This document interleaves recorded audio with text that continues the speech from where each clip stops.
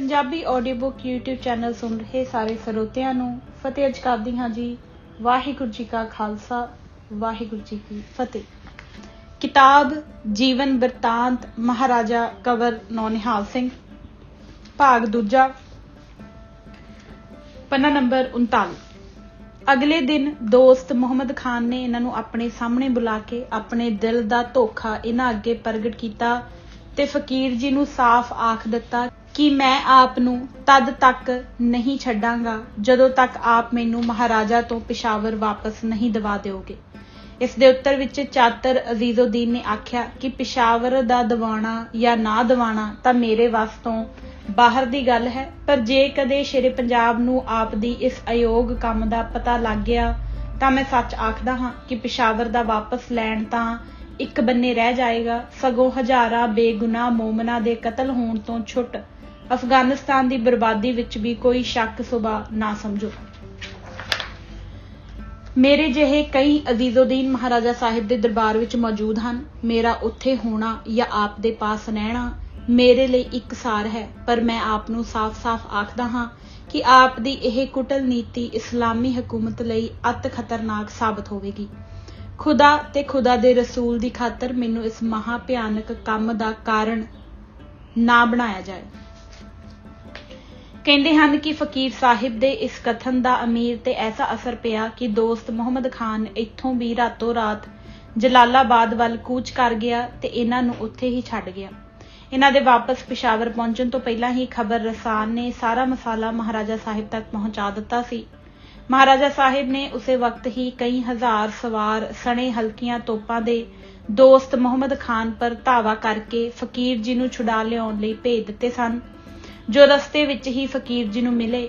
ਇਹ ਜਦ ਵਾਪਸ ਪਹੁੰਚੇ ਤੇ ਮਹਾਰਾਜਾ ਸਾਹਿਬ ਨੇ ਇਹਨਾਂ ਤੋਂ ਸਮਾਚਾਰ ਮਾਲੂਮ ਕੀਤਾ ਤਾਂ ਸਰਕਾਰ ਦੀਆਂ ਅੱਖਾਂ ਵਿੱਚ ਲਹੂ ਉਤਰ ਆਇਆ ਤੇ ਆਪ ਜੀ ਦਾ ਇੰਨਾ ਜੋਸ਼ ਵਧਿਆ ਜੋ ਠੱਲਿਆ ਨਹੀਂ ਸੀ ਜਾਂਦਾ। ਛੇਕੜ ਜਦ ਫਕੀਰ ਜੀ ਨੇ ਬੜੇ ਅਦਬ ਨਾਲ ਅਰਜ਼ ਕੀਤੀ ਕਿ ਮੈਂ ਦੋਸਤ ਮੁਹੰਮਦ ਖਾਨ ਨਾਲ ਇੱਕ ਵਾਅਦਾ ਕਰ ਆਇਆ ਹਾਂ ਕਿ ਇਸ ਅਪਰਾਧ ਬਦਲੇ ਉਸ ਪਰ ਚੜ੍ਹਾਈ ਨਹੀਂ ਕੀਤੀ ਜਾਏਗੀ, ਸੋ ਇਸ ਲਈ ਸਰਕਾਰ ਮੇਰੀ ਖਾਤਰ ਇਸ ਮੌਕੇ ਪਰ ਕੋਈ ਕਰੜਾ ਕਦਮ ਨਾ ਉਠਾਏ। ਇਸ ਤਰ੍ਹਾਂ ਮਸਾ ਕਿਤੇ ਜਾ ਕੇ ਮਹਾਰਾਜੇ ਦਾ ਜੋਸ਼ ਮੱਠਾ ਹੋਇਆ। ਉਧਰ ਦੋਸਤ ਮੁਹੰਮਦ ਖਾਨ ਇਸ ਭਾਂਜ ਦੇ ਕਾਰਨ ਐਸਾ ਸ਼ਰਮਿੰਦਾ ਹੋਇਆ ਕਿ ਕਾਬਲ ਪਹੁੰਚ ਕੇ ਕਈ ਦਿਨਾਂ ਤੱਕ ਬਾਲਾ ਹਿਸਾਰ ਵਿੱਚ ਛਿਪਿਆ ਰਿਹਾ, ਇੱਥੋਂ ਤੱਕ ਕਿ ਉਹ ਕਿਸੇ ਨਾਲ ਗੱਲਬਾਤ ਨਹੀਂ ਸੀ ਕਰਦਾ ਅਤੇ ਇਹੀ ਹਾਲ ਮਿਰਜ਼ਾ ਸਮੀ ਖਾਨ ਦਾ ਸੀ। ਇਸ ਘਟਨਾ ਦੇ ਕੁਝ ਦਿਨ ਬਾਅਦ ਇੱਕ ਦਿਨ ਕੀ ਦੇਖਦੇ ਹਨ ਕਿ ਸੁਲਤਾਨ ਮੁਹੰਮਦ ਖਾਨ ਸ਼ਹਿਜ਼ਾਦਾ ਨੌਨਿਹਾਲ ਸਿੰਘ ਦੇ ਪਾਸ ਆਇਆ ਅਤੇ ਬੜੀ ਨਿਮਰਤਾ ਨਾਲ ਆਪਣੀ ਜਾਨ ਬਖਸ਼ੀ ਲਈ ਬੇਨਤੀਆਂ ਕੀਤੀਆਂ। ਸ਼ਹਿਜ਼ਾਦਾ ਸਾਹਿਬ ਨੇ ਇਸ ਨੂੰ ਅਗਲੇ ਦਿਨ ਮਹਾਰਾਜਾ ਸਾਹਿਬ ਦੀ ਹਜ਼ੂਰੀ ਵਿੱਚ ਪੇਸ਼ ਕੀਤਾ ਅਤੇ ਇਸ ਲਈ ਖਿਮਾ ਚਾਹੀ। ਭਾਵੇਂ ਸ਼ੇਰੇ ਪੰਜਾਬ ਇਸ ਦੇ ਵਰਤਾਓ ਤੋਂ ਬੜੇ ਨਾਰਾਜ਼ ਸਨ ਅਤੇ ਇਸ ਨੂੰ ਮੱਥੇ ਵੀ ਨਹੀਂ ਸਨ ਲਾਉਣਾ ਚਾਹੁੰਦੇ, ਪਰ ਕੰਵਰ ਸਾਹਿਬ ਨੇ ਇਸ ਦੀ ਇੰਨੇ ਜ਼ੋਰ ਦੀ ਸਿਫਾਰਿਸ਼ ਕੀਤੀ ਕਿ ਛੇਕੜ ਮਹਾਰਾਜਾ ਸਾਹਿਬ ਨੂੰ ਇਸ ਦਾ ਕਿਹਾ ਮੰਨਣਾ ਹੀ ਪਿਆ ਅਤੇ ਸੁਲਤਾਨ ਮੁਹੰਮਦ ਖਾਨ ਨੂੰ 3 ਲੱਖ ਰੁਪਏ ਸਾਲਾਨਾ ਦੀ ਜਾਗੀਰ ਕੋਹਾਟ, ਹਸ਼ਤ ਨਗਰ ਤੇ ਦੁਆਬੇ ਵਿੱਚ ਬਖਸ਼ੀ।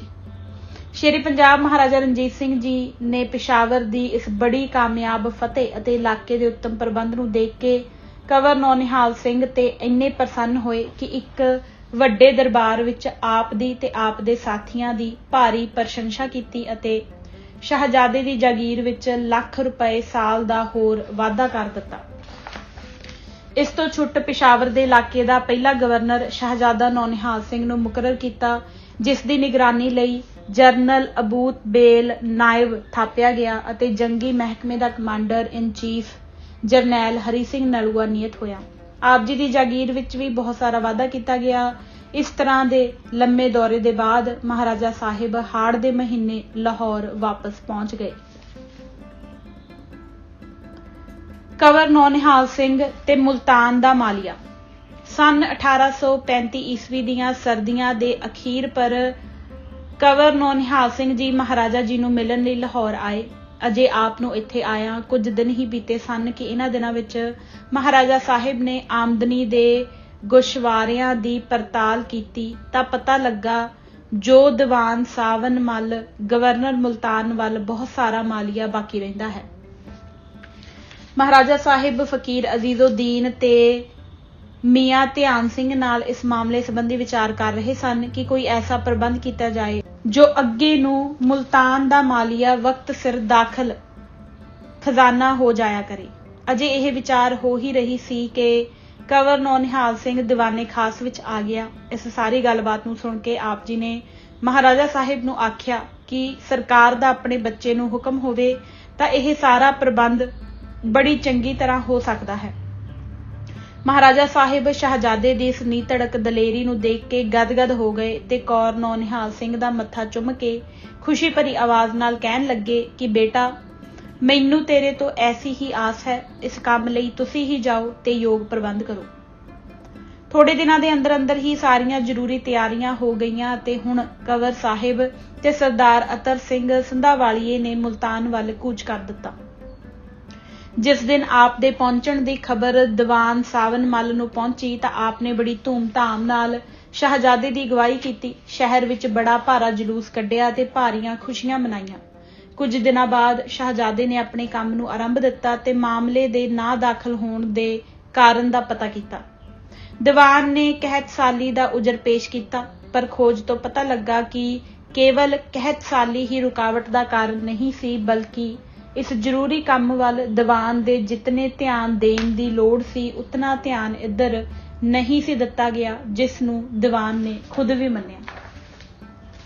ਅੱਗੇ ਨੂੰ ਹਰ ਇੱਕ ਪਰਗਨੇ ਦੇ ਮਾਲੀਏ ਦੀ ਵਸੂਲੀ ਦਾ ਜ਼ਿੰਮੇਵਾਰ ਪਰਗਨੇਦਾਰ ਹੀ ਠਹਿਰਾਇਆ ਗਿਆ ਅਤੇ ਇਸ ਖਿਦਮਤ ਦੇ ਬਦਲੇ 5 ਰੁਪਏ ਸੈਂਕੜਾ ਸਰਕਾਰ ਵੱਲੋਂ ਮਿਹਨਤਾਨਾ ਮਿਲਣਾ ਮਨਜ਼ੂਰ ਕੀਤਾ ਗਿਆ। ਮਾਲੀਏ ਦੇ ਦਾਖਲੇ ਲਈ ਇੱਕ ਦਿਨ ਮੁਕਰਰ ਕਰ ਦਿੱਤਾ ਤੇ ਫੈਸਲਾ ਹੋਇਆ। ਇਸ ਦੇ ਪਿੱਛੇ ਜਿਸ ਪਰਗਨੇਦਾਰ ਦੇ ਜ਼ਿੰਮੇ ਮਾਮਲਾ ਬਕਾਇਆ ਰਹੇਗਾ ਉਸ ਦਾ ਮਿਹਨਤਾਨਾ ਜ਼ਬਤ ਕੀਤਾ ਜਾਇਆ ਕਰੇਗਾ ਅਤੇ ਜਿਹੜੇ ਸਮੇਂ ਸਿਰ ਮਾਲੀਆ ਬੇਬਾਕ ਕਰਨਗੇ ਉਹਨਾਂ ਨੂੰ ਸੰਦਾਂ ਮਿਲੀਆਂ ਕਰਨਗੀਆਂ। ਇਸ ਤਰੀਕੇ ਨੂੰ ਦੀਵਾਨ ਸਾਵਨ ਮੱਲ ਨੇ ਬੜਾ ਹੀ ਪਸੰਦ ਕੀਤਾ ਤੇ ਅੱਗੇ ਨੂੰ ਸਮੇਂ ਸਿਰ ਮਾਲੀਆ ਦਾਖਲ ਹੋਣਾ ਆਰੰਭ ਹੋ ਗਿਆ ਤੇ ਸ਼ਹਿਜ਼ਾਦਾ ਲਾਹੌਰ ਵਾਪਸ ਪਰਤ ਆਇਆ। ਸ਼ਹਿਜ਼ਾਦਾ ਨਿਹਾਲ ਸਿੰਘ ਵਜ਼ੀਰ ਸਤਾਨ ਦੇ ਸੰਗਰਾਮ ਵਿੱਚ। ਸੰਨ 1836 ਈਸਵੀ ਦੀਆਂ ਸਰਦੀਆਂ ਦੇ ਆਰੰਭ ਵਿੱਚ ਹੀ ਲਾਹੌਰ ਖਬਰਾਂ ਪਹੁੰਚੀਆਂ ਕਿ ਵਜ਼ੀਰੀਆਂ ਅਤੇ ਬਨੋਚੀਆਂ ਨੇ ਏਕਾ ਕਰਕੇ ਭਾਰੀ ਇਕੱਠ ਨਾਲ ਬੰਨੂ ਅਤੇ ਇਲਾਕੇ ਦੀਆਂ ਖਾਲਸਾ ਚੌਂਕੀਆਂ ਪਰ ਧਾਵਾ ਬੋਲ ਦਿੱਤਾ ਹੈ, ਜਿਸ ਦੇ ਕਾਰਨ ਇਲਾਕੇ ਵਿੱਚ ਬਦਅਮਨੀ ਖਿਲਰ ਗਈ ਹੈ। ਇਸ ਖਬਰ ਦੇ ਪਹੁੰਚਦੇ ਸਾਰ ਹੀ ਸ਼ੇਰੇ ਪੰਜਾਬ ਨੇ ਕੰਵਰ ਨਿਹਾਲ ਸਿੰਘ ਨੂੰ ਹੁਕਮ ਦਿੱਤਾ ਕਿ ਆਪ ਆਪਣੀਆਂ ਫੌਜਾਂ ਲੈ ਕੇ ਸਿੱਧੇ ਬੰਨੂ ਪਹੁੰਚੋ ਅਤੇ ਸਰਕਸ਼ ਵਜ਼ੀਰੀਆਂ ਉਹਨਾਂ ਦੇ ਕੀਤੇ ਦੀ ਪੂਰੀ ਸਜ਼ਾ ਦਿਓ। ਇਸ ਹੁਕਮ ਦੇ ਮਿਲਦਿਆਂ ਹੀ ਸ਼ਹਿਜ਼ਾਦਾ ਸਾਹਿਬ ਨੇ ਆਪਣੇ ਸਰਦਾਰਾਂ ਨੂੰ ਤਿਆਰੀਆਂ ਦਾ ਹੁਕਮ ਦੇ ਦਿੱਤਾ ਕਿ ਬਹੁਤ ਛੇਤੀ ਸਾਰੀਆਂ ਜ਼ਰੂਰੀ ਤਿਆਰੀਆਂ ਕਰਕੇ ਕੂਚ ਲਈ ਤਿਆਰ ਹੋ ਜਾਵੋ। ਥੋੜੇ ਦਿਨਾਂ ਵਿੱਚ ਹੀ ਸਾਰਾ ਪ੍ਰਬੰਧ ਠੀਕ ਹੋ ਗਿਆ ਤੇ ਹੁਣ ਆਪਣੀ ਬਹਾਦਰ ਫੌਜ ਨਾਲ ਸ਼ਹਿਜ਼ਾਦੇ ਨੇ ਬੰਨੂ ਵੱਲ ਚਾਲੇ ਪਾ ਦਿੱਤੇ। 1 ਮੰਜ਼ਿਲ ਦੀ ਥਾਂ 2 ਤੇ 2 ਦੀ ਥਾਂ 3 ਮੰਜ਼ਿਲਾਂ ਤੈਅ ਕਰਦੇ ਹੋਏ ਕਾਲਾ ਬਾਗ ਦੇ ਪਤਨੋਂ 1 ਅਕਤੂਬਰ 1836 ਨੂੰ ਦਰਿਆ ਸਿੰਧ ਤੋਂ ਫੌਜਾਂ ਨੂੰ ਪਾਰ ਚੜਾਇਆ ਗਿਆ। ਇੱਥੇ ਸੁਚੇਤ ਸਿੰਘ ਸਣੇ ਆਪਣੀ ਫੌਜ ਦੇ, ਜੋ ਕਰਨਲ ਅਲੈਗਜ਼ੈਂਡਰ ਗਾਰਡਨਰ ਦੇ ਤਹਿਤ ਵਿੱਚ ਸੀ, ਸ਼ਹਿਜ਼ਾਦੇ ਦੀ ਫੌਜ ਨਾਲ ਮਿਲ ਗਿਆ। ਇੱਥੋਂ ਦੋਵਾਂ ਫੌਜਾਂ ਨੇ ਮਿਲ ਕੇ ਅੱਗੇ ਨੂੰ ਕੂਚ ਕਰ ਦਿੱਤਾ। ਅੱਗੋਂ ਵਜ਼ੀਰੀਆਂ ਨੇ ਥਾਂ ਥਾਈਂ ਰਸਤੇ ਰੋਕੇ ਹੋਏ ਸਨ ਤੇ ਭਾਰੀਆਂ ਤਿਆਰੀਆਂ ਕਰਕੇ ਮਰਨ ਮਾਰਨ ਦੀ ਉਡੀਕ ਵਿੱਚ ਮੋਰਚਿਆਂ ਵਿੱਚ ਡਟੇ ਪਏ ਸਨ। ਕੁਝ ਜ਼ਰੂਰੀ ਵਿਚਾਰਾਂ ਦੇ ਉਪਰੰਤ ਖਾਲਸਾ ਫੌਜਾਂ ਨੇ ਵੈਰੀਆਂ ਤੇ ਧਾਵਾ ਕਰਨਾ ਆਰੰਭ ਦਿੱਤਾ। ਇਸ ਸਮੇਂ ਸ਼ਹਿਜ਼ਾਦਾ ਨਿਹਾਲ ਸਿੰਘ ਨੇ ਬੜੀ ਨਿਰਭੈਤਾ ਤੇ ਚਤੁਰਤਾ ਨਾਲ ਆਪਣੀਆਂ ਫੌਜਾਂ ਨੂੰ ਅੱਗੇ ਵਧਾਇਆ, ਜਿਸ ਦਾ ਸਿੱਟਾ ਇਹ ਨਿਕਲਿਆ ਕਿ ਵੈਰੀ ਨੂੰ ਮੋਰਚੇ ਦੇ ਪਿੱਛੇ ਮੋਰਚਾ ਛੱਡਣਾ ਪਿਆ। ਇਸ ਵਿੱਚ ਸ਼ੱਕ ਨਹੀਂ ਕਿ ਲੜਾਈ ਵਜ਼ੀਰੀਆਂ ਨੇ ਬੜੀ ਬਹਾਦਰੀ ਨਾਲ ਜਾਨਾਂ ਹੂਲ ਕੇ ਆਪਣੇ ਦੇਸ਼ ਦੀ ਚੱਪਾ ਚੱਪਾ ਜ਼ਮੀਨ ਨੂੰ ਬਚਾਉਣ ਲਈ ਭਾਰੀਆਂ ਕੁਰਬਾਨੀਆਂ ਕੀਤੀਆਂ ਅਤੇ ਲਗਭਗ 2 ਮਹੀਨਿਆਂ ਤੱਕ ਬਰਾਬਰ ਮੁਕਾਬਲਾ ਕਰਦੇ ਰਹੇ। ਛੇਕੜ ਖਾਲਸਾ ਤੋਪਖਾਨਿਆਂ ਅੱਗੇ ਨਾ ਠਹਿਰ ਸਕੇ ਤੇ ਮੈਦਾਨ ਤੋਂ ਨੱਸ ਕੇ ਪਹਾੜਾਂ ਵਿੱਚ ਜਾ ਵੜੇ। ਇਸ ਸਮੇਂ ਕੰਵਰ ਸਾਹਿਬ ਨੇ ਹੁਕਮ ਦਿੱਤਾ ਕਿ ਜਿਹੜੇ ਪਿੰਡ ਦੇ ਬੁਰਜਾਂ ਵਿੱਚੋਂ ਖਾਲਸਾ ਫੌਜਾਂ ਤੇ ਗੋਲੀਆਂ ਚਲਾਈਆਂ ਗਈਆਂ ਹਨ ਜਾਂ ਜਿਨ੍ਹਾਂ ਗੜੀਆਂ ਤੇ ਮੋਰਚਿਆਂ ਨੂੰ ਇਸ ਲੜਾਈ ਵਿੱਚ ਸਰਕਾਰੀ ਫੌਜਾਂ ਦੇ ਵਿਰੁੱਧ ਵਰਤਿਆ ਗਿਆ ਹੈ, ਉਹਨਾਂ ਸਾਰਿਆਂ ਨੂੰ ਧਰਤੀ ਨਾਲ ਮਿਲਾ ਦਿੱਤਾ ਜਾਏ।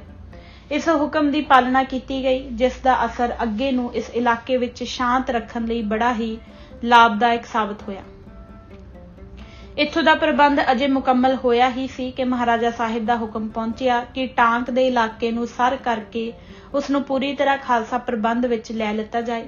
ਕੁਝ ਦਿਨਾਂ ਤੱਕ ਇੱਥੇ ਤਿਆਰੀਆਂ ਹੁੰਦੀਆਂ ਰਹੀਆਂ। ਛੇਕੜ 8 ਦਸੰਬਰ ਸਨ 1836 ਨੂੰ ਸ਼ਹਿਜ਼ਾਦਾ ਨੌਨਿਹਾਲ ਸਿੰਘ ਨੇ ਸਣੇ ਖਾਲਸਾ ਫੌਜ ਦੇ ਦਰਾ ਪੈਂਜੂ ਦੇ ਰਾਹ ਟਾਂਕ ਵੱਲ ਕੂਚ ਕਰ ਦਿੱਤਾ। ਇੱਥੋਂ ਦਾ ਨਵਾਬ ਸਰਫਰਾਜ਼ ਖਾਨ ਖਾਲਸਾ ਰਾਜ ਦੀਆਂ ਹੱਦਾਂ ਵਿੱਚ ਡਾਕੇ ਮਾਰਦਾ ਹੁੰਦਾ ਸੀ। ਦੂਜਾ ਬੰਨੂ ਦੀ ਸੋਰਸ਼ ਵਿੱਚ ਇਸ ਦਾ ਬਹੁਤ ਸਾਰਾ ਹੱਥ ਸੀ। ਇਹ ਸਾਰੀਆਂ ਖਬਰਾਂ ਮਹਾਰਾਜਾ ਸਾਹਿਬ ਨੂੰ ਪਹੁੰਚ ਚੁੱਕੀਆਂ ਸਨ। ਇਸ ਲਈ ਹੁਕਮ ਦਿੱਤਾ ਕਿ ਇਸ ਨੂੰ ਚੰਗੀ ਮੱਤ ਦਿੱਤੀ ਜਾਏ ਤਾਂ ਕਿ ਅੱਗੇ ਨੂੰ ਇਸ ਇਲਾਕੇ ਵਿੱਚ ਪੂਰਾ ਅਮਨ ਹੋ ਜਾਏ।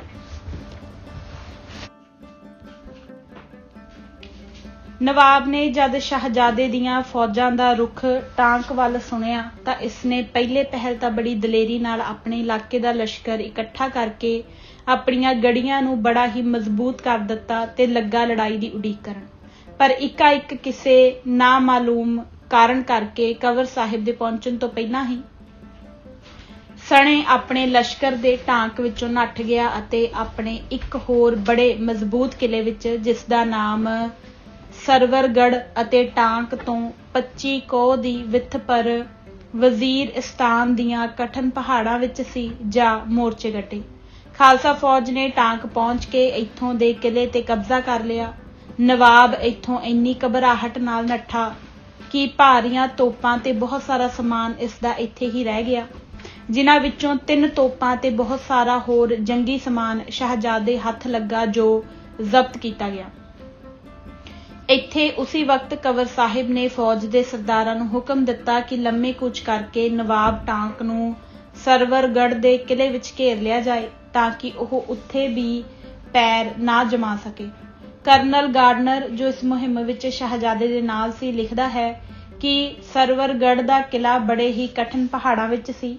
ਇਸ ਤੱਕ ਪਹੁੰਚਣੇ ਦਾ ਕੇਵਲ ਇੱਕੋ ਰਾਹ ਸੀ, ਜੋ ਟਾਂਕ ਨਾਲੇ ਦੇ ਬੰਨੇ-ਬੰਨੇ ਔਖੀਆਂ ਘਾਟੀਆਂ ਦੇ ਵਿੱਚੋਂ ਵਿੱਚ ਲੰਘਦਾ ਸੀ ਅਤੇ ਸਾਡੇ ਰਸਤੇ ਦੇ ਦੋਹੀਂ ਪਾਸੇ ਉੱਚੇ ਪਹਾੜ ਸਨ। ਹਰ ਇੱਕ ਪਹਾੜ ਦੀ ਚੋਟੀ ਪਰ ਵਜ਼ੀਰੀਆਂ ਦੀਆਂ ਗੜੀਆਂ ਤੇ ਬੁਰਜ ਬਣੇ ਹੋਏ ਸਨ, ਜਿਨ੍ਹਾਂ ਦੀਆਂ ਗੋਲੀਆਂ ਸਿੱਧੀਆਂ ਹੇਠਾਂ ਸਾਡੇ ਤੱਕ ਪਹੁੰਚਦੀਆਂ ਸਨ। ਪਰ ਸ਼ਹਿਜ਼ਾਦਾ ਖੁਦ ਸਭ ਤੋਂ ਅੱਗੇ ਇੰਨਾ ਨਿਡਰ ਹੋ ਕੇ ਜੋਸ਼ ਵਿੱਚ ਜਾ ਰਿਹਾ ਸੀ, ਜਿਸ ਕਰਕੇ ਕਿਸੇ ਨੇ ਜਾਨ ਦੇ ਬਚਾਉਣ ਦਾ ਖਿਆਲ ਤੱਕ ਨਾ ਕੀਤਾ।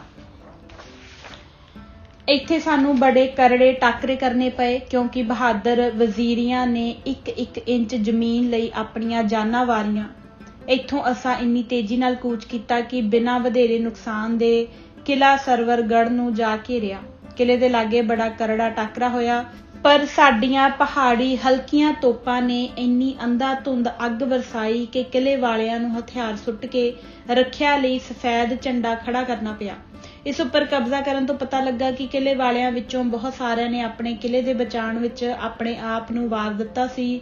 ਜੋ ਬਾਕੀ ਸਨ ਉਹਨਾਂ ਨੂੰ ਕੈਦ ਕੀਤਾ ਗਿਆ, ਫੱਟੜਾਂ ਦੀ ਮਰਮ ਪੱਟੀ ਕੀਤੀ ਗਈ। ਪਰ ਨਵਾਬ ਨੇ ਫੌਜ ਦੇ ਪਹੁੰਚਣ ਤੋਂ ਪਹਿਲਾਂ ਹੀ ਨੱਸ ਕੇ ਗਜਨੀ ਜਾਂ ਸਿਰ ਕੱਢਿਆ।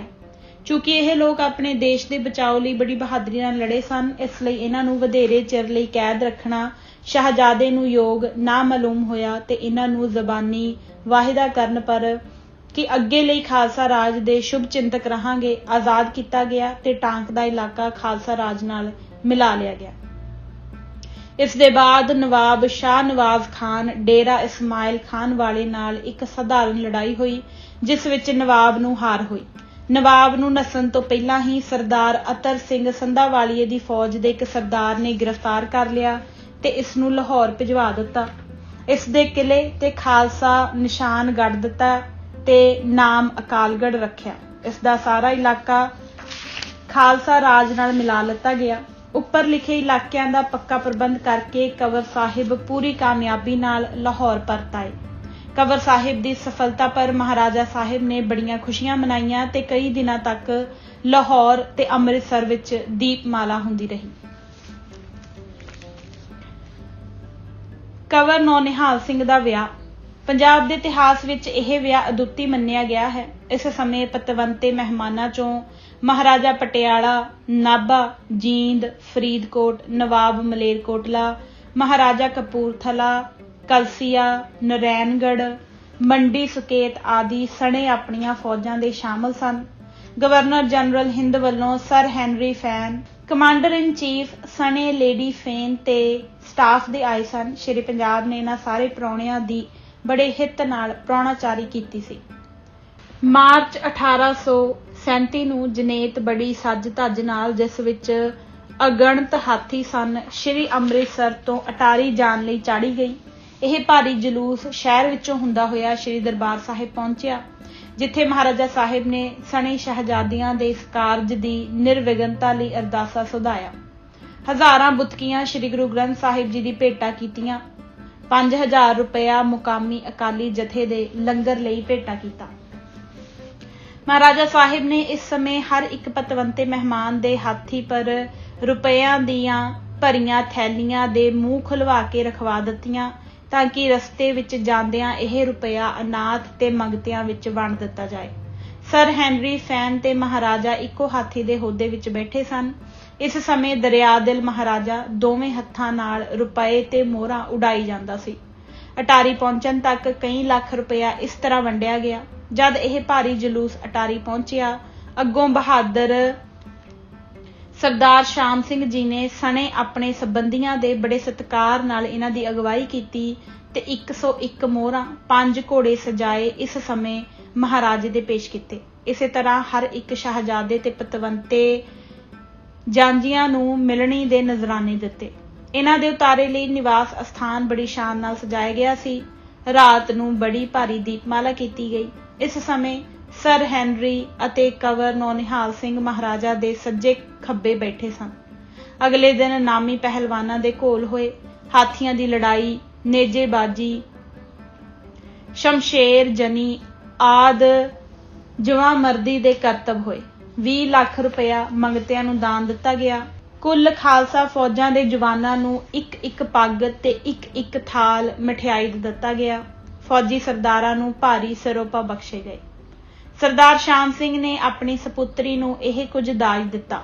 11 ਹਾਥੀ, 100 ਘੋੜੇ, 100 ਊਂਠ, 101 ਲਵੇਰੀਆਂ ਗਊਆਂ, 101 ਮਹੀਆਂ, 500 ਕਸ਼ਮੀਰੀ ਸ਼ਾਲਾਂ ਅਤੇ ਬਹੁਤ ਬੜੇ ਮੁੱਲ ਦੇ ਜਵਾਹਰਾਤ।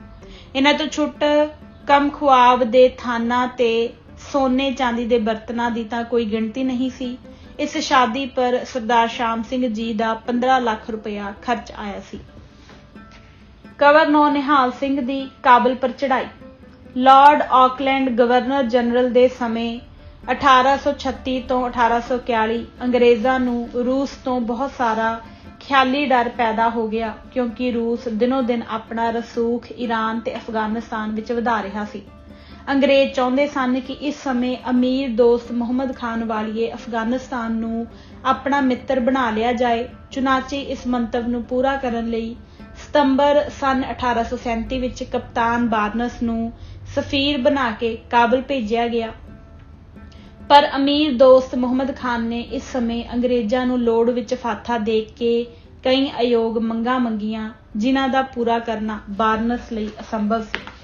ਦੂਜਾ, ਇਸ ਸਮੇਂ 18 ਦਸੰਬਰ 1837 ਨੂੰ ਰੂਸ ਦਾ ਸਫੀਰ ਕਾਸਕ ਅਫਸਰ ਕਪਤਾਨ ਵਿਨਕਵਿਚ ਵੀ ਕਾਬਲ ਪਹੁੰਚ ਗਿਆ। ਇਸ ਸਮੇਂ ਕਪਤਾਨ ਬਾਰਨਸ ਦੀ ਗੱਲਬਾਤ ਤੋਂ ਅਮੀਰ ਨੂੰ ਪਤਾ ਲੱਗ ਗਿਆ ਕਿ ਅੰਗਰੇਜ਼ਾਂ ਤੋਂ ਮੇਰੀ ਮੰਗ ਨਹੀਂ ਪੂਰੀ ਹੋਣੀ। ਰੂਸ ਦੇ ਸਫੀਰ ਨੇ ਆਉਂਦਿਆਂ ਹੀ ਇਸ ਦੇ ਸਾਹਮਣੇ ਇਸ ਦੀ ਇੱਛਾ ਅਨੁਸਾਰ ਹਾਂ ਵਿੱਚ ਹਾਂ ਮਿਲਾਣੀ ਸ਼ੁਰੂ ਕਰ ਦਿੱਤੀ, ਜਿਸ ਕਰਕੇ ਸੁਭਾਵਕ ਹੀ ਅਮੀਰ ਦੋਸਤ ਮੁਹੰਮਦ ਖਾਨ ਨੂੰ ਰੂਸੀ ਸਫੀਰ ਦੀ ਆਓ ਭਗਤ ਵੱਲ ਵਧੇਰਾ ਧਿਆਨ ਦੇਣਾ ਪਿਆ ਅਤੇ ਇੱਕ ਆਮ ਦਰਬਾਰ ਵਿੱਚ ਅਮੀਰ ਨੇ ਰੂਸੀਆਂ ਦੀ ਮਹਿਮਾ ਕੀਤੀ, ਜਿਸ ਕਰਕੇ ਅੰਗਰੇਜ਼ੀ ਸਫੀਰ ਨੂੰ ਅਮੀਰ ਤੇ ਕੋਈ ਭਰੋਸਾ ਨਾ ਰਿਹਾ ਤੇ ਉਹ 26 ਅਪ੍ਰੈਲ 1838 ਨੂੰ ਕਾਬਲ ਤੋਂ ਨਾਕਾਮਯਾਬ ਵਾਪਸ ਪਰਤ ਆਇਆ। ਅੰਗਰੇਜ਼ੀ ਸਫੀਰ ਦੇ ਸ਼ਿਮਲੇ ਪਹੁੰਚਣ ਪਰ ਗਵਰਨਰ ਜਨਰਲ ਤੇ ਕੌਂਸਲ ਵੱਲੋਂ ਇਹ ਤਦਬੀਰ ਸੋਚੀ ਗਈ ਕਿ ਮਹਾਰਾਜਾ ਰਣਜੀਤ ਸਿੰਘ ਨੂੰ ਨਾਲ ਮਿਲਾ ਕੇ ਕਾਬਲ ਤੇ ਚੜ੍ਹਾਈ ਕੀਤੀ ਜਾਏ ਅਤੇ ਅਮੀਰ ਦੋਸਤ ਮੁਹੰਮਦ ਖਾਨ ਨੂੰ ਅਫਗਾਨਿਸਤਾਨ ਦੀ ਹਕੂਮਤ ਤੋਂ ਹਟਾ ਕੇ ਸ਼ਾਹ ਸੁਜਾਉਲ ਮੁਲਕ ਨੂੰ, ਜੋ ਪਹਿਲਾਂ ਮਹਾਰਾਜੇ ਦਾ ਮੁਆਜ਼ ਬਖੋਰ ਸੀ ਤੇ ਇਸ ਸਮੇਂ ਅੰਗਰੇਜ਼ਾਂ ਕੋਲ ਲੁਧਿਆਣੇ ਵਿੱਚ ਪਨਾਹਗੀਰ ਸੀ, ਕਾਬਲ ਦੇ ਤਖਤ ਤੇ ਬਿਠਾਇਆ ਜਾਏ। ਇਸ ਮਾਮਲੇ ਸੰਬੰਧੀ ਵਿਚਾਰ ਕਰਨ ਲਈ ਪਹਿਲਾਂ 29 ਮਈ ਸੰਨ 1838 ਨੂੰ ਅੰਗਰੇਜ਼ਾਂ ਵੱਲੋਂ ਇੱਕ ਸਿਫਾਰਤ ਮਿਸਟਰ ਮੈਗਨਾਟਨ ਦੀ ਸਰਦਾਰੀ ਵਿੱਚ ਮਹਾਰਾਜਾ ਰਣਜੀਤ ਸਿੰਘ ਨੂੰ ਦੀਨਾਨਗਰ ਆ ਕੇ ਮਿਲੀ, ਜੋ ਇਤਿਹਾਸ ਵਿੱਚ ਮੈਗਨਾਟਨ ਦੀ ਸਿਫਾਰਤ ਦੇ ਨਾਮ ਪਰ ਪ੍ਰਸਿੱਧ ਹੈ। इस विचार का फैसला 13 जून 1838 ਨੂੰ महाराजा साहिब ने अपने जिम्मेवार दरबारियों की राय नाल एक वड्डे दरबार विच यह कीता कि अफगानिस्तान ते चढ़ाई करके अमीर दोस्त मुहम्मद खान नूं काबल दे तख्त तो उतार देना राजनीतिक नुकते तो खालसा राज लई लाभदायक है।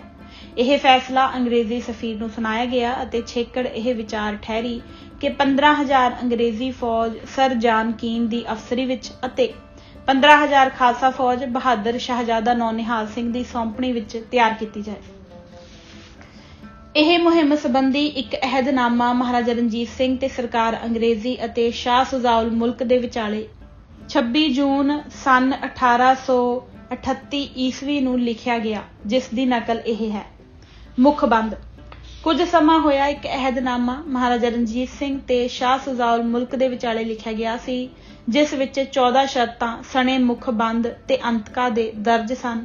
ਉਹ कई ਕਾਰਨਾਂ करके इस वक्त तक वरतों विच नहीं आ सकिया। हुण राइट ऑनरेबल लॉर्ड ऑकलैंड जी CB गवर्नर जनरल हिंद ने मिस्टर WH मैकनाटन नूं पूरे अधिकार दे के महाराजा रणजीत सिंह दे दरबार विच भेजिया है कि उस पहले मित्रता दे अहदनामे विच कुछ योग वाधा घाटा करके उस नूं मुकम्मल करवाए। हुण उस अहदनामे विच 4 शर्तां नवीआं होर वधाईआं गईआं हन, जिन्हां नूं तिन्नां सरकारां अंग्रेज महाराजा रणजीत सिंह ते शाह सुजा प्रवान करदे हन ते इन्हां 18 शर्तां नूं तिन्ने धिरां हित चित करके वरतों विच लियावणगीआं। ओह शर्तां यह हन। पहली शर्त, शाह सुजाउल मुल्क अपने सब अधिकार सने अपने वारसां दे जानशीना अते सारी कौम सदोजई दे महाराजा रणजीत सिंह दे हक विच छड्डदा है, जो उन्होंने हेठ लिखे इलाकिਆਂ पर प्राप्त सन, जो इस समय महाराजा साहिब दे कब्जे विच हन, जिन्हां दा विस्तार इस तरह है। कश्मीर दा इलाका सने अपनियां चौहां हदबंदियां दे अर्थात पूरब पश्चिम दक्षिण ते उत्तर सने किला अटक ते छछ हजारा ते खबल रियासत अंब सने संबंधित इलाका जात जो दरिया सिंध दे खब्बे पासे हैं। इस दरिया दे सज्जे पासे दा मुल्क पिशावर सने इलाका यूसुफजई खटक हश्तनगर मिचनी ते कुहाट रंगू अते सारे दा सारा इलाका मुतलका पिशावर दरा खैबर तीक बन्नू वजीर स्थान दौर टांक अते गौरंग काला बाग ते खुशहालगढ़ सने इलाकिਆਂ दे डेरा इस्माइल खान गाजी खान सने इलाका कोट मिठन ते अमरकोट सने इलाका संगर हॉर्नंड दाजल हाजीपुर राजनपुर ते तिन्ने कछियां ते मनकेरा सने सूबा मुल्तान जो दरिया दे खब्बे बने हैं। यह सारे महाराजा साहिब दी मलकीयत अते उन्हां दे मुल्क पंजाब नाल सम्मिलित रहणगे। बादशाह शाह सुजाउल मुल्क नूं कुछ सरूकार ते वास्ता इन्हां उपर लिखे मुल्कां नाल ना हुण है अते ना अगे नूं कदे रहेगा। यह महाराजा साहिब अते उस दे वारसां दे पीढ़ियों पीढ़ी मलकीयत होणगे। दूजी शर्त, जो कौमां दरा खैबर दे दूजे बने रहिंदियां हन, ओह किसी तरह का कोई फसाद जां रौला गौला जां डकैती आदि महाराजे दे इलाके विच नहीं करनगे। जे कदे कोई अपराधी जां बाकीदार इस इलाके विच पनाहगीर होवेगा तां हर एक धिर यह बचन करदी है कि उस भगौड़े नूं दूजे दे हवाले कीते जाया करेगा। ओह नदी जिहड़ी दरिया खैबर विचों निकल के किला फतेहगढ़ जमरौद नूं पानी पहुंचाउंदा है, हुण दी तरह सदा जारी रहेगा। इस नूं बंद करन दा किसे नूं भी हक नहीं होवेगा। तीजी शर्त, जिस तरह महाराजा साहिब अते अंग्रेज़ां दे विचाले अहदनामे द्वारा यह शर्त प्रचलित है कि बिना परवाना राहदारी कोई शख्स दरिया सतलुज तो पार उरार आ जा नहीं सकता। इसे तरह दरिया सिंध पर भी जिथे यह दरिया सतलुज नाल मिलता है उही शर्त प्रवान की जाती है, अर्थात कोई शख्स बिना महाराजा की राहदारी दे दरिया सिंध तो पार उरार नहीं जा सकेगा। चौथी शर्त, इलाका सिंध शिकारपुर बावत जो दरिया सिंध के सज्जे पासे है, बादशाह उस फैसले का अनुसारी रहेगा जो इस इलाके का कप्तान वैड अंग्रेज़ां वल्लों ते महाराजा आप फैसला करनगे।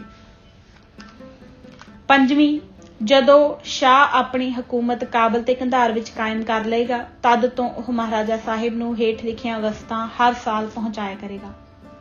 55 ਰਾਸ ਘੋੜੇ ਵਧੀਆ ਨਸਲ ਦੇ ਖਾਸ ਰੰਗ ਤੇ ਰਾਹਦਾਰ, 11 ਈਰਾਨੀ ਜੜਤੂ ਤਲਵਾਰਾਂ, ਸਭ ਵਧੀਆਂ ਖੰਜਰਾਂ, 25 ਵਧੀਆਂ ਖੱਚਰਾਂ, ਭਾਤ ਭਾਤ ਦੇ ਕਾਬਲੀ ਫਲ, ਤਾਜ਼ੇ ਅਤੇ ਸੁੱਕੇ, ਮਿੱਠੇ ਸਰਦੇ ਤੇ ਸੁਆਦਲੇ ਤਰਬੂਜ਼ ਦਰਿਆ ਕਾਬਲ ਦੇ ਰਸਤੇ ਸ਼ਾਹ ਪਿਸ਼ਾਵਰ ਭਿਜਵਾਇਆ ਕਰੇਗਾ। ਅੰਗੂਰ, ਅਨਾਰ, ਸੇਬ, ਹੀਂਗ, ਬਦਾਮ, ਕਿਸ਼ਮਿਸ਼, ਪਿਸਤਾ ਇਹ ਫਲ ਭਾਰੀ ਮਿਕਦਾਰ ਵਿੱਚ ਸਾਲਾਂ ਸਾਲ ਲਗਾਤਾਰ ਭੇਜਦਾ ਰਿਹਾ ਕਰੇਗਾ। 101 ਥਾਨ ਸਾਟਨ ਹਰ ਇੱਕ ਰੰਗ ਦੀ ਕਮ ਖੁਆਬ ਸੁਨਹਿਰੀ ਤੇ ਨਕੂਰੀ ਈਰਾਨੀ ਕਾਲੀਨ ਇਹ ਸਾਰੀਆਂ ਵਸਤਾਂ ਹਰ ਸਾਲ ਸ਼ਾਹ ਮਹਾਰਾਜਾ ਸਾਹਿਬ ਦੀ ਸੇਵਾ ਵਿੱਚ ਭੇਜਦਾ ਰਹੇਗਾ। 6ਵੀਂ, ਚਿੱਠੀ ਪੱਤਰ ਲਿਖਣ ਸਮੇਂ ਦੋਵੇਂ ਸਰਕਾਰਾਂ ਇੱਕੋ ਜਿਹੇ ਸਤਿਕਾਰ ਨਾਲ ਇੱਕ ਦੂਜੇ ਨੂੰ ਲਿਖਿਆ ਕਰਨਗੀਆਂ। 7ਵੀਂ, ਅਫਗਾਨਿਸਤਾਨ ਦੇ ਸੌਦਾਗਰ ਲਾਹੌਰ, ਅੰਮ੍ਰਿਤਸਰ ਜਾਂ ਸਰਕਾਰ ਖਾਲਸਾ ਦੇ ਦੇਸ਼ ਵਿੱਚ ਕਿਸੇ ਹੋਰ ਸ਼ਹਿਰ ਵਿੱਚ ਵਪਾਰ ਲਈ ਜਾਣਗੇ ਤਾਂ ਮਹਾਰਾਜਾ ਸਾਹਿਬ ਉਹਨਾਂ ਦੀ ਜਾਨ ਤੇ ਮਾਲ ਦੀ ਰੱਖਿਆ ਦਾ ਪ੍ਰਬੰਧ ਕਰਨਗੇ ਅਤੇ ਇਸੇ ਤਰ੍ਹਾਂ ਪੰਜਾਬ ਦੇ ਵਪਾਰੀਆਂ ਦੀ ਹਿਫਾਜ਼ਤ ਅਫਗਾਨਿਸਤਾਨ ਵਿੱਚ ਕਰਨ ਦਾ ਸ਼ਾਹ ਜ਼ਿੰਮੇਵਾਰ ਹੋਵੇਗਾ। 8ਵੀਂ, ਮਹਾਰਾਜਾ ਸਾਹਿਬ ਮਿੱਤਰਤਾ ਦੇ ਭਾਵ ਨੂੰ ਮੁੱਖ ਰੱਖ ਕੇ ਹੇਠ ਲਿਖੀਆਂ ਵਸਤਾਂ ਸ਼ਾਹ ਨੂੰ ਭਿਜਵਾਇਆ ਕਰਨਗੇ। 25 ਸ਼ਾਲਾਂ, 25 ਥਾਨ ਮਲਮਲ, 11 ਦੁਪੱਟੇ, 5 ਥਾਨ ਕੀਮ ਖੁਆਬਾਂ, 5 ਰੁਮਾਲ, 5 ਪੱਗਾਂ ਦਾ ਕੱਪੜਾ, 25 ਭਾਰ ਬਾੜੇ ਦੇ ਪਿਸ਼ਾਵਰੀ ਚਾਵਲ।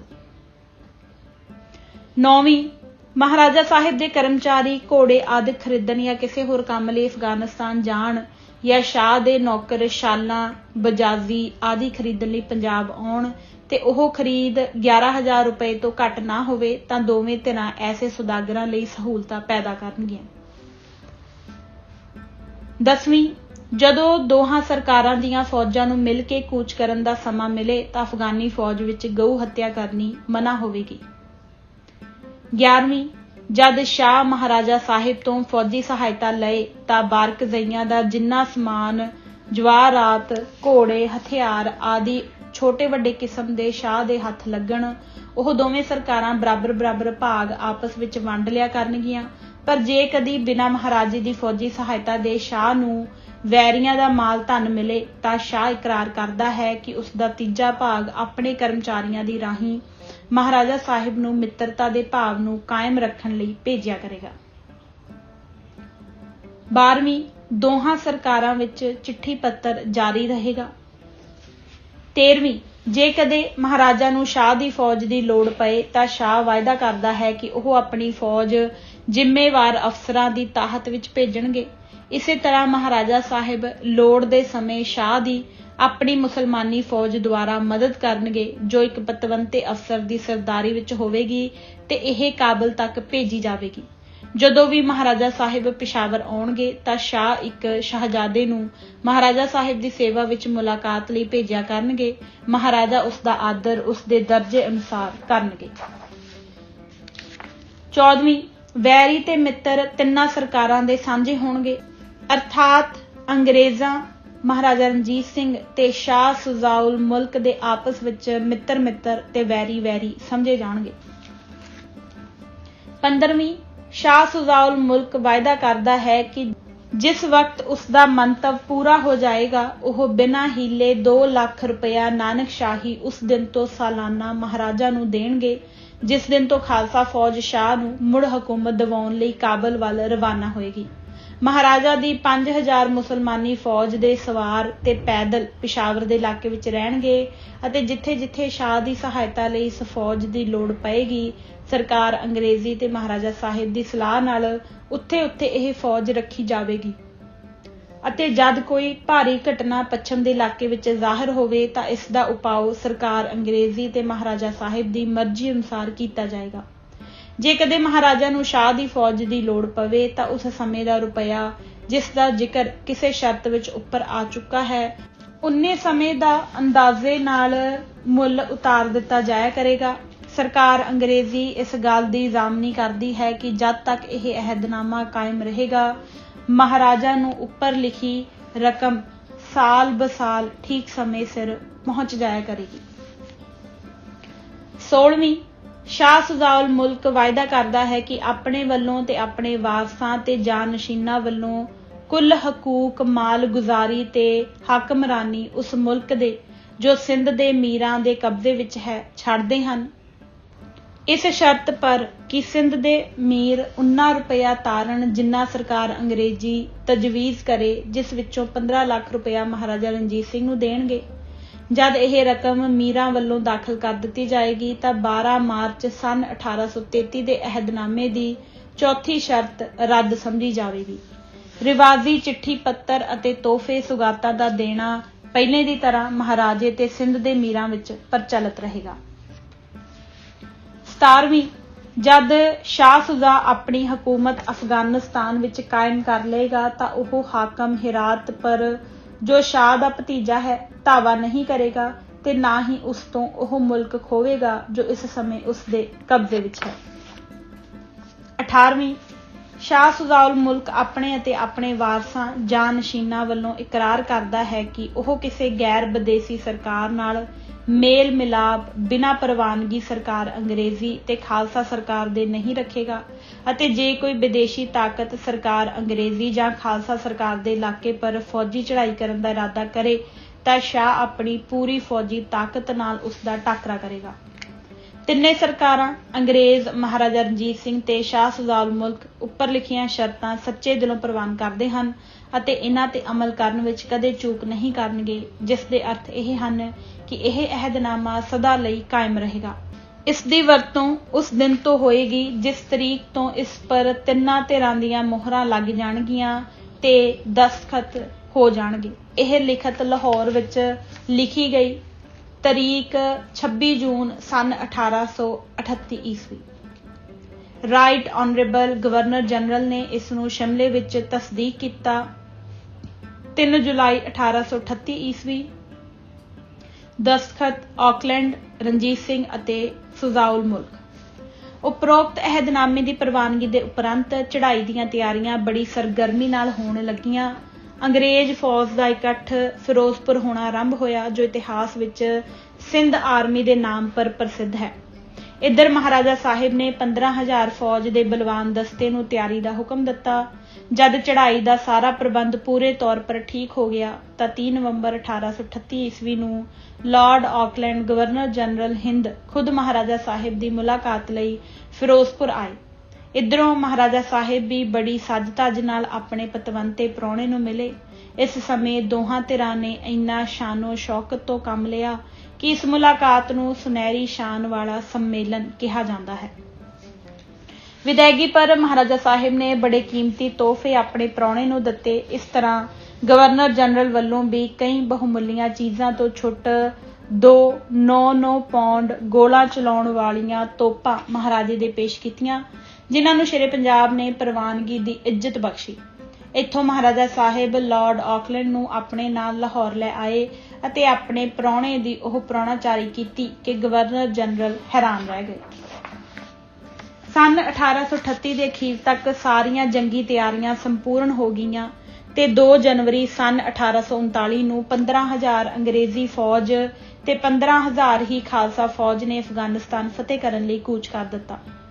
ਸਿੰਧ ਆਰਮੀ ਦਰਾ ਬੁਲਾਨ ਦੇ ਰਸਤੇ ਅੱਗੇ ਵਧੀ ਤੇ 15 ਅਪ੍ਰੈਲ ਸੰਨ 1839 ਨੂੰ ਇਸਨੇ ਕੰਧਾਰ ਤੇ ਕਬਜ਼ਾ ਕਰ ਲਿਆ ਤੇ 8 ਮਈ ਨੂੰ ਸ਼ਾਹ ਸੁਜਾਉਲ ਮੁਲਕ ਨੂੰ ਕੰਧਾਰ ਦੇ ਤਖਤ ਪਰ ਬਿਠਾਇਆ ਗਿਆ। ਸ਼ੇਰੇ ਪੰਜਾਬ ਨੇ ਜੋ ਇਨੀ ਦਿਨੀ ਬਿਮਾਰ ਸਨ, ਜਦ ਕੰਧਾਰ ਦੀ ਫਤਿਹ ਦੀ ਖੁਸ਼ੀ ਭਰੀ ਖਬਰ ਸੁਣੀ ਤਾਂ ਆਪ ਬੜੇ ਹੀ ਪ੍ਰਸੰਨ ਹੋਏ। ਇੱਧਰੋਂ ਖਾਲਸਾ ਫੌਜ ਨੇ ਸ਼ਾਹਜ਼ਾਦਾ ਨੌਨਿਹਾਲ ਸਿੰਘ ਦੀ ਕਮਾਂਡ ਵਿੱਚ 17 ਜੁਲਾਈ ਨੂੰ ਇੱਕ ਕਰੜੀ ਲੜਾਈ ਦੇ ਬਾਅਦ ਲੰਡੀ ਕੋਤਲ ਨੂੰ ਫਤਿਹ ਕਰ ਲਿਆ। ਇਸ ਦੇ ਪਿੱਛੋਂ ਜਲਾਲਾਬਾਦ ਦੇ ਪ੍ਰਸਿੱਧ ਇਤਿਹਾਸਕ ਕਿਲੇ ਪਰ ਕੰਵਰ ਸਾਹਿਬ ਨੇ ਕਬਜ਼ਾ ਕਰ ਲਿਆ। ਛੇਕੜ ਇਹ ਫੌਜ ਫਤਿਹ ਦਾ ਝੰਡਾ ਝੁਲਾਉਂਦੀ ਹੋਈ ਕਾਬਲ ਵਿੱਚ ਜਾ ਦਾਖਲ ਹੋਈ। 7 ਅਗਸਤ 1839 ਨੂੰ ਸ਼ਾਹ ਸੁਜਾਉਲ ਮੁਲਕ ਨੂੰ ਬੜੀ ਧੂਮ-ਧਾਮ ਤੇ ਵਾਜੇ ਗਾਜਿਆਂ ਨਾਲ ਪੂਰੇ 30 ਸਾਲਾਂ ਦੇ ਬਾਅਦ ਮੁੜ ਖਾਲਸਾ ਤੇ ਅੰਗਰੇਜ਼ੀ ਫੌਜ ਦੀ ਮਦਦ ਨਾਲ ਕਾਬਲ ਦੇ ਤਖਤ ਤੇ ਬਿਠਾਇਆ ਗਿਆ। ਅਮੀਰ ਦੋਸਤ ਮੁਹੰਮਦ ਖਾਨ ਹਰ ਥਾਂ ਤੇ ਭਾਂਜ ਖਾਂਦਾ ਹੋਇਆ ਛੇਕੜ ਗਜਨੀ ਦੀ ਹਾਰ ਦੇ ਬਾਅਦ ਅਫਗਾਨਿਸਤਾਨ ਤੋਂ ਭੱਜ ਗਿਆ। ਪਹਿਲੇ ਬਾਮੀਆਂ ਤੇ ਫਿਰ ਬੁਖਾਰੇ ਜਾ ਪਨਾਹ ਲਈ। ਮੀਆਂ ਧਿਆਨ ਸਿੰਘ ਦੀਆਂ ਕੁਟਲ ਚਾਲਾਂ। ਮਹਾਰਾਜਾ ਰਣਜੀਤ ਸਿੰਘ ਦੇ ਚਲਾਣੇ ਨੂੰ ਬਹੁਤ ਸਮਾਂ ਨਹੀਂ ਸੀ ਬੀਤਿਆ ਕਿ ਵਜ਼ੀਰ ਧਿਆਨ ਸਿੰਘ ਦੇ ਖਿਆਲਾਤ ਵਿੱਚ ਇੱਕ ਅਜੀਬ ਤਬਦੀਲੀ ਆ ਗਈ ਜੋ ਇਸ ਤੋਂ ਪਹਿਲਾਂ ਕਦੇ ਦੇਖਣ ਵਿੱਚ ਨਹੀਂ ਸੀ ਆਈ। ਅਰਥਾਤ ਹੁਣ ਉਹ ਕਿਸੇ ਦੇ ਤਹਿਤ ਹੋ ਕੇ ਰਹਿਣਾ ਜਾਂ ਕਿਸੇ ਹੁਕਮ ਵਿੱਚ ਤੁਰਨਾ ਆਪਣੀ ਵਧੀ ਹੋਈ ਛਾਲ ਦੇ ਵਿਰੁੱਧ ਸਮਝਣ ਲੱਗਾ। ਇਸ ਦੀ ਖੁਦਮੁਖਤਿਆਰੀ ਅਤੇ ਆਪ ਹੁਦਰੇਪਨ ਦੀ ਲਾਲਸਾ ਇੱਥੋਂ ਤੱਕ ਵਧੀ ਕਿ ਇਸ ਨੂੰ ਹੁਣ ਇਹ ਦ੍ਰਿੜ ਵਿਸ਼ਵਾਸ ਹੋ ਗਿਆ ਕਿ ਲਾਹੌਰ ਦਰਬਾਰ ਵਿੱਚ ਐਸਾ ਕੌਣ ਹੈ ਜੋ ਮੇਰੀ ਤਾਕਤ ਅੱਗੇ ਸਿਰ ਨਾ ਝੁਕਾਏ। ਇੱਥੇ ਹੀ ਬਸ ਨਹੀਂ, ਸਗੋਂ ਇਸਨੇ ਪੱਕਾ ਇਰਾਦਾ ਕਰ ਲਿਆ ਕਿ ਉਹ ਆਪਣੇ ਪੁੱਤਰ ਹੀਰਾ ਸਿੰਘ ਨੂੰ ਪੰਜਾਬ ਦੇ ਤਖਤ ਦਾ ਮਾਲਕ ਬਣਾ ਦੇਵੇ। ਇਸ ਇਰਾਦੇ ਦੇ ਪੂਰਾ ਕਰਨ ਦੀਆਂ ਗੋਂਦਾਂ ਗੁੰਦਣ ਵਿੱਚ ਉਹ ਐਸਾ ਲੀਨ ਹੋਇਆ ਕਿ ਉਹ ਇਹਨਾਂ ਨੂੰ ਸਫਲਤਾ ਤੱਕ ਪਹੁੰਚਾਉਣ ਲਈ ਕਿਸੇ ਵੱਡੇ ਪਾਪ ਨੂੰ ਪਾਪ ਨਹੀਂ ਸੀ ਸਮਝਦਾ ਅਤੇ ਕਿਸੇ ਭਿਆਨਕ ਅਤਿਆਚਾਰ ਨੂੰ ਗੁਨਾਹ ਨਹੀਂ ਸੀ ਖਿਆਲ ਕਰਦਾ। ਹੁਣ ਰਾਤ ਦਿਨ ਇਸ ਦੇ ਦਿਲ ਵਿੱਚ ਇਹ ਫੁਰਨੇ ਫੁਰਦੇ ਰਹਿੰਦੇ ਸਨ ਅਤੇ ਇਹੀ ਚਿਤਵਨੀਆਂ ਚਿਤਵਦਾ ਰਹਿੰਦਾ ਸੀ। ਗਰਜ਼ ਇਸ ਮਹਾਪਾਪ ਭਰੀ ਵਿਚਾਰ ਨੂੰ ਪੂਰਾ ਕਰਨ ਲਈ ਉਸਨੇ ਜੋ ਵਤੀਰਾ ਵਰਤਿਆ ਉਹ ਇਸ ਤਰ੍ਹਾਂ ਹੈ। ਮਹਾਰਾਜਾ ਰਣਜੀਤ ਸਿੰਘ ਦੇ ਚਲਾਣੇ ਬਾਅਦ ਮਹਾਰਾਜਾ ਖੜਗ ਸਿੰਘ ਪੰਜਾਬ ਦੇ ਤਖਤ ਪਰ ਬੈਠਾ ਅਤੇ ਧਿਆਨ ਸਿੰਘ ਵਜ਼ੀਰ ਆਜ਼ਮ ਬਣਿਆ। ਜਦ ਤੱਕ ਮਹਾਰਾਜਾ ਖੜਗ ਸਿੰਘ ਇਸ ਦੀ ਹਾਂ ਵਿੱਚ ਹਾਂ ਮਿਲਾਉਂਦਾ ਰਿਹਾ ਤਦ ਤਾਈਂ ਤਾਂ ਕੁਝ ਦਿਨ ਦਿਖਲਾਵੇ ਖਾਤਰ ਰਾਜ ਪ੍ਰਬੰਧ ਦਾ ਕੰਮ ਰੜਦਾ ਰਿਹਾ, ਪਰ ਥੋੜੇ ਸਮੇਂ ਬਾਅਦ ਇਸ ਦੀ ਤਬੀਅਤ ਵਿੱਚ ਕੁਝ ਐਸੀ ਕੁਟਲਤਾ ਆ ਗਈ ਕਿ ਉਹ ਜਦ ਕਦੀ ਕਿਸੇ ਹੋਰ ਦਰਬਾਰੀ ਨੂੰ ਮਹਾਰਾਜਾ ਨਾਲ ਵਿਚਾਰ ਕਰਦਿਆਂ ਵੇਖਦਾ ਜਾਂ ਸੁਣਦਾ ਤਾਂ ਇਹ ਉਸਦਾ ਜਾਨੀ ਦੁਸ਼ਮਣ ਬਣ ਜਾਂਦਾ। ਕੁਝ ਕੁ ਦਰਬਾਰੀਆਂ ਦੇ ਨਾਮ ਜਿਨ੍ਹਾਂ ਨਾਲ ਧਿਆਨ ਸਿੰਘ ਵੈਰ ਰੱਖਦਾ ਸੀ ਇਹ ਸਨ।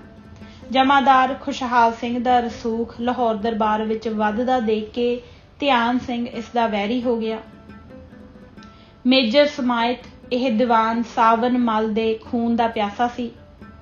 ਸਰ ਲੈਪਲ ਗ੍ਰਿਫਨ ਇਹਨਾਂ ਤੋਂ ਛੁੱਟ ਇੱਕ ਹੋਰ ਦਰਬਾਰੀ ਜਿਸ ਨਾਲ ਇਸਨੇ ਘੋਰ ਧਰਜ ਕਮਾਇਆ ਤੇ ਇਸ ਬੇਗੁਨਾਹ ਦੇ ਖੂਨ ਨਾਲ ਆਪਣੇ ਹੱਥ ਰੰਗੇ, ਉਸਦਾ ਨਾਮ ਸਰਦਾਰ ਚੇਤ ਸਿੰਘ ਸੀ। ਮਹਾਰਾਜਾ ਉਸਦੇ ਉੱਚੇ ਗੁਣਾਂ ਦੇ ਕਾਰਨ ਉਸਦੀ ਇੱਜ਼ਤ ਕਰਦਾ ਅਤੇ ਉਸਨੂੰ ਅਕਸਰ ਆਪਣੇ ਪਾਸ ਹੀ ਰੱਖਦਾ ਹੁੰਦਾ ਸੀ। ਧਿਆਨ ਸਿੰਘ ਇਸ ਦੇ ਵੱਧਦੇ ਹੋਏ ਰਸੂਖ ਨੂੰ ਦੇਖ ਕੇ ਦਿਲ ਵਿੱਚ ਆਪਣੇ ਲਈ ਖਤਰਾ ਮਹਿਸੂਸ ਕਰਨ ਲੱਗਾ ਕਿ ਚੇਤ ਸਿੰਘ ਦਾ ਰਸੂਖ ਮੇਰੀ ਉਸ ਤਜਵੀਜ਼ ਨੂੰ ਕਾਮਯਾਬੀ ਤੱਕ ਪਹੁੰਚਾਉਣ ਦੇ ਰਾਹ ਵਿੱਚ ਰੁਕਾਵਟ ਪੈਦਾ ਕਰੇਗਾ ਜਿਸ ਦਾ ਜ਼ਿਕਰ ਉੱਪਰ ਆ ਚੁੱਕਾ ਹੈ। ਅਰਥਾਤ ਹੀਰਾ ਸਿੰਘ ਆਪਣੇ ਪੁੱਤਰ ਨੂੰ ਪੰਜਾਬ ਦਾ ਰਾਜ ਦਿਵਾਣਾ। ਇਸ ਤਰ੍ਹਾਂ ਚੇਤ ਸਿੰਘ ਧਿਆਨ ਸਿੰਘ ਦੀਆਂ ਅੱਖਾਂ ਦਾ ਕੰਡਾ ਬਣ ਗਿਆ ਜੋ ਦਿਨ ਰਾਤ ਉਸ ਦੀਆਂ ਦੀਦਿਆਂ ਵਿੱਚ ਰੜਕਣ ਲੱਗਾ। ਇਸਨੇ ਸੋਚਿਆ ਕਿ ਮਹਾਰਾਜਾ ਖੜਗ ਸਿੰਘ ਦੇ ਹੱਥ ਵਿੱਚ ਪੰਜਾਬ ਦੀ ਹਕੂਮਤ ਦੇ ਹੁੰਦਿਆਂ ਇਹ ਅਸੰਭਵ ਹੈ ਕਿ ਸਰਦਾਰ ਚੇਤ ਸਿੰਘ ਨੂੰ ਕਿਸੇ ਤਰ੍ਹਾਂ ਦਾ ਨੁਕਸਾਨ ਪਹੁੰਚਾਇਆ ਜਾ ਸਕੇ। ਸੋ ਇਸ ਸਮੇਂ ਉਸਨੇ ਆਪਣਾ ਉਹ ਅਤ ਭਿਆਨਕ ਹਥਿਆਰ ਜਿਸ ਨੂੰ ਉਹ ਸਦਾ ਕਾਮਯਾਬੀ ਲਈ ਵਰਤਦਾ ਹੁੰਦਾ ਸੀ ਐਸੀ ਚਤੁਰਤਾ ਨਾਲ ਵਰਤਿਆ ਕਿ ਜਿਸ ਦਾ ਸ਼ਿਕਾਰ ਨਾ ਕੇਵਲ ਸਰਦਾਰ ਚੇਤ ਸਿੰਘ ਹੀ ਬਣਿਆ ਸਗੋਂ ਮਹਾਰਾਜਾ ਖੜਗ ਸਿੰਘ ਵੀ ਇਸ ਤੋਂ ਨਾ ਬਚ ਸਕਿਆ।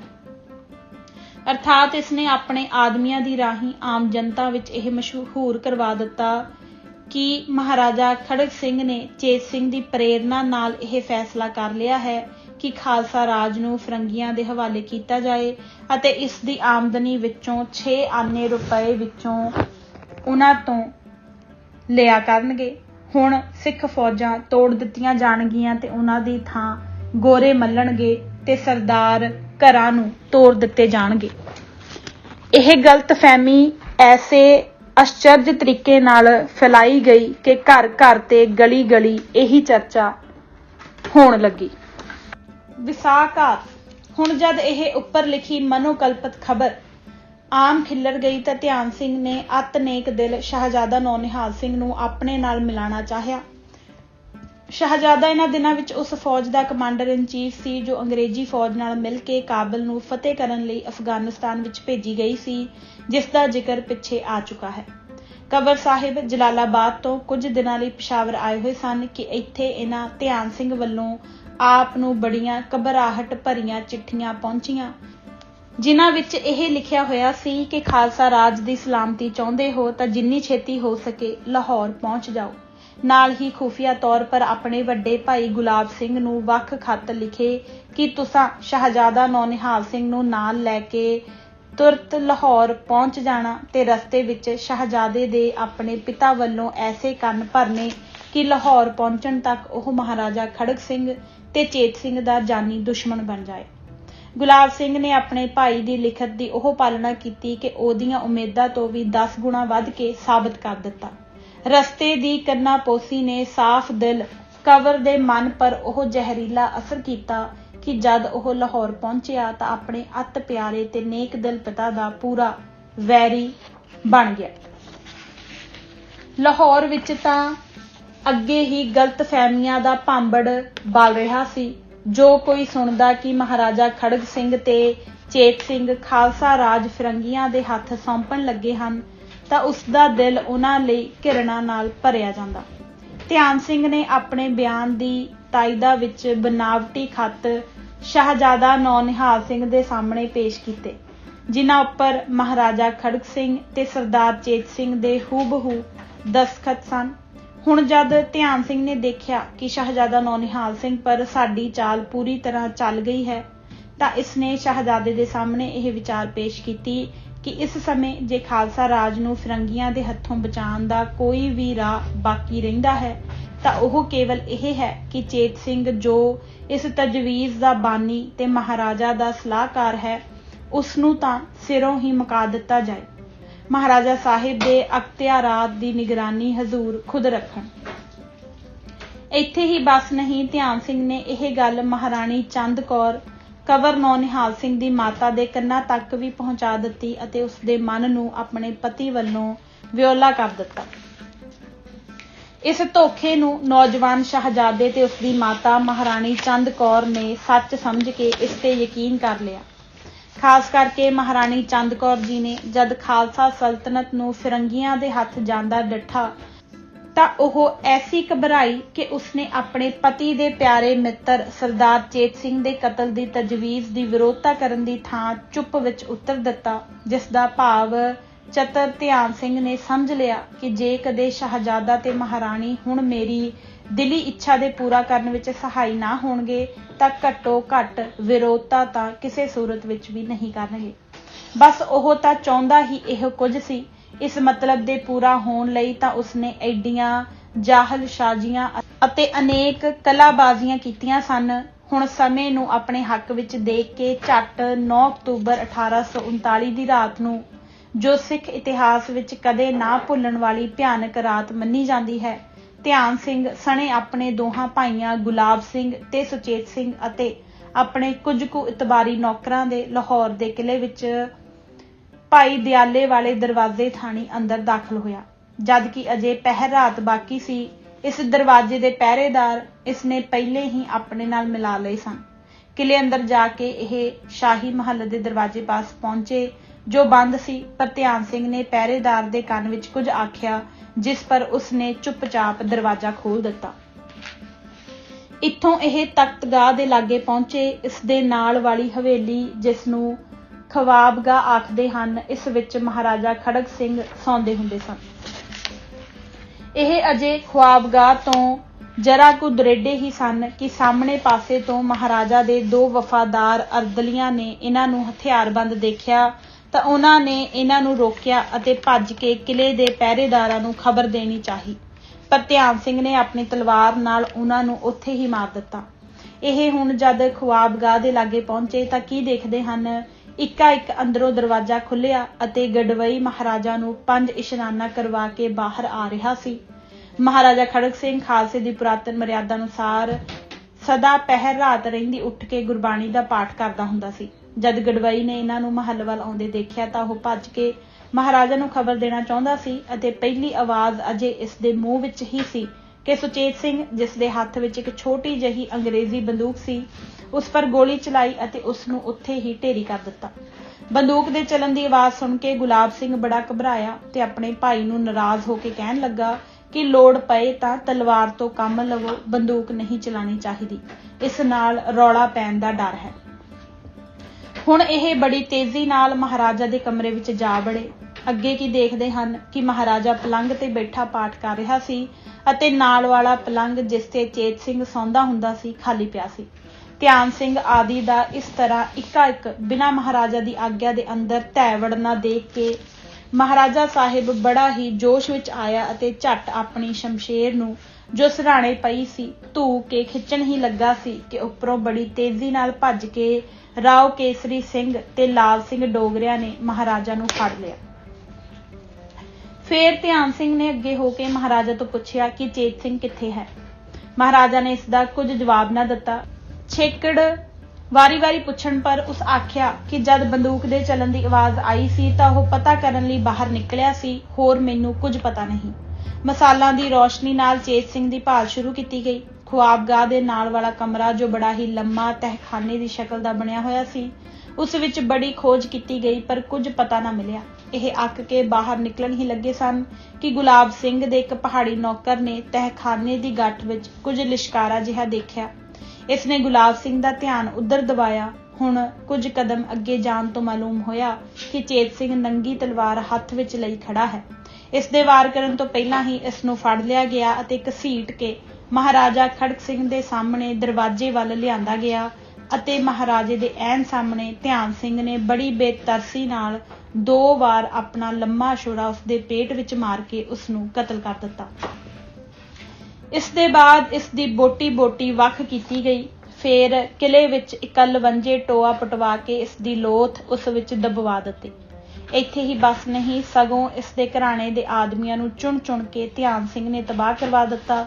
ਕਹਿੰਦੇ ਹਨ ਕਿ ਚੇਤ ਸਿੰਘ ਦੇ ਕਤਲ ਦੇ ਬਾਅਦ ਧਿਆਨ ਸਿੰਘ ਤੇ ਗੁਲਾਬ ਸਿੰਘ ਮਹਾਰਾਜਾ ਨੂੰ ਵੀ ਕਤਲ ਕਰਨਾ ਚਾਹੁੰਦੇ ਸਨ, ਪਰ ਕੰਵਰ ਨੌਨਿਹਾਲ ਸਿੰਘ ਤੇ ਉਸਦੀ ਮਾਂ ਨੂੰ ਵੇਲੇ ਸਿਰ ਪਤਾ ਲੱਗ ਗਿਆ, ਜਿਸ ਦੇ ਕਾਰਨ ਮਹਾਰਾਜਾ ਦੇ ਕਤਲ ਦੇ ਅਤਿਆਚਾਰ ਵਿੱਚ ਉਹ ਉਸ ਸਮੇਂ ਕਾਮਯਾਬ ਨਾ ਹੋ ਸਕੇ। ਸੋ ਅੱਜ ਅਸੀਂ ਇਹ ਕਿਤਾਬ ਪੰਨਾ ਨੰਬਰ 74 ਤੱਕ ਹੀ ਪੜ੍ਹਾਂਗੇ। ਇਜਾਜ਼ਤ ਦਿਓ। ਵਾਹਿਗੁਰੂ ਜੀ ਕਾ ਖਾਲਸਾ, ਵਾਹਿਗੁਰੂ ਜੀ ਕੀ ਫਤਿਹ।